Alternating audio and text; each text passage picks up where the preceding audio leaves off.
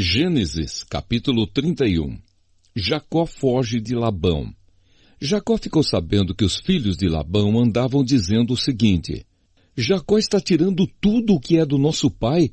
É às custas do nosso pai que ele está ficando rico. Jacó também notou que Labão já não se mostrava tão amigo como antes. Então o Senhor Deus disse a Jacó: Volte para a terra dos seus pais, onde estão os seus parentes. Eu estarei com você. Aí Jacó mandou chamar Raquel e Leia para que viessem ao campo onde ele estava com as suas ovelhas e cabras. Quando chegaram, ele disse: Tenho reparado que o pai de vocês já não se mostra tão meu amigo como antes. Mas o Deus do meu pai tem estado comigo. Vocês sabem muito bem que tenho me esforçado muito, trabalhando para o pai de vocês. Mas ele me tem enganado e já mudou o meu salário umas 10 vezes. Porém, Deus não deixou que ele me prejudicasse. Quando ele dizia: Os cabritos com manchas serão o seu salário, aí as fêmeas tinham crias manchadas. E quando ele dizia: Os cabritos listados serão o seu salário, aí as crias saíam todas listadas. Foi assim que Deus tirou os rebanhos do pai de vocês e os deu a mim. Um dia, quando os animais estavam no tempo do cruzamento, eu tive um sonho. Eu vi que os bodes que cobriam as fêmeas eram listados, malhados e manchados. O anjo de Deus me chamou pelo nome e eu respondi: Aqui estou. Então ele continuou: Veja, todos os bodes que estão cruzando são listados, malhados e manchados. Eu estou fazendo com que isso aconteça porque tenho visto que Labão está fazendo com você. Eu sou o Deus que apareceu a você em Betel, onde você me dedicou uma pedra, derramando azeite sobre ela, e onde você me fez uma promessa. Agora prepare-se, saia desta terra e volte para a terra onde você nasceu. Então Raquel e Leia responderam: Não sobrou nada para herdarmos do nosso pai. Ele nos trata como se fôssemos estrangeiras. Ele até nos vendeu e depois gastou todo o dinheiro que recebeu como pagamento. Toda a riqueza que Deus tirou do nosso pai é nossa e dos nossos filhos. Portanto, faça tudo o que Deus mandou. Jacó se preparou para voltar a Canaã, onde morava Isaque, o seu pai. Fez com que os seus filhos e as suas mulheres montassem os camelos, ajuntou tudo o que tinha e partiu, levando todos os animais que havia conseguido com o seu trabalho na Mesopotâmia. Labão, o pai de Raquel, havia ido para outro lugar a fim de cortar a lã das suas ovelhas. E enquanto ele estava fora, Raquel roubou as imagens dos deuses da casa dele. Foi assim que Jacó, sem avisar que ia embora, enganou Labão, o arameu, fugindo com tudo o que tinha. Atravessou o rio Eufrates e foi na direção da região montanhosa de Gileade. Labão vai atrás de Jacó. 3 dias depois, Labão ficou sabendo que Jacó havia fugido. Ele reuniu os seus parentes e foi atrás de Jacó. 7 dias depois, Labão alcançou Jacó na região montanhosa de Gileade. Naquela noite, Deus apareceu num sonho a Labão, o arameu, e disse: Cuidado, não faça nada a Jacó. Labão alcançou Jacó na região montanhosa de Gileade, onde ele estava acampado. E Labão e os seus parentes acamparam no mesmo lugar. Aí Labão disse a Jacó: Por que foi que você me enganou, levando as minhas filhas como se fossem prisioneiras de guerra? Por que você me enganou, fugindo desse jeito, sem me dizer nada?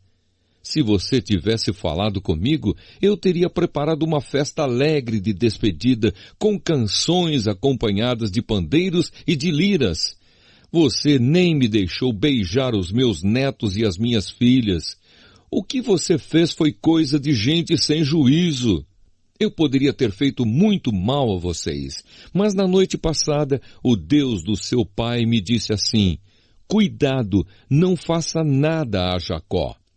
Eu sei que você foi embora porque tinha saudades de casa.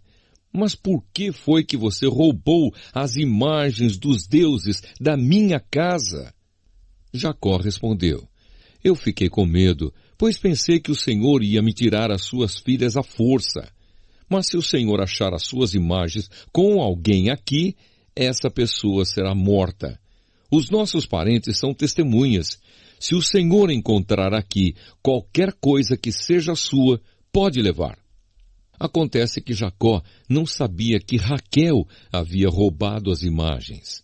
Labão entrou na barraca de Jacó, depois na de Leia e depois na das duas escravas. Porém, não encontrou as suas imagens.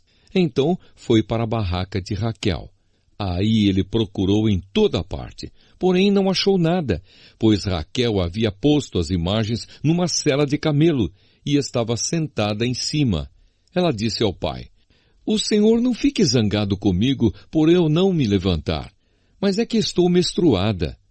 Foi assim que Labão procurou as suas imagens sem as encontrar. Aí Jacó ficou zangado. Ele disse a Labão: "O que foi que eu fiz de errado? Qual foi a lei que eu quebrei para o Senhor me perseguir com tanta raiva? Agora que mexeu em todas as minhas coisas, será que encontrou alguns objetos que são seus? Pois põe esses objetos aqui na frente dos meus parentes e dos seus, para que eles julguem qual de nós dois está com a razão. Durante os 20 anos que trabalhei para o Senhor, as suas ovelhas e as suas cabras nunca tiveram abortos, e eu não comi um só carneiro do seu rebanho, nunca lhe trouxe os animais que as feras mataram, mas eu mesmo pagava o prejuízo. O Senhor me cobrava qualquer animal que fosse roubado de dia ou de noite. A minha vida era assim. De dia o calor me castigava e de noite eu morria de frio. E quantas noites eu passei sem dormir.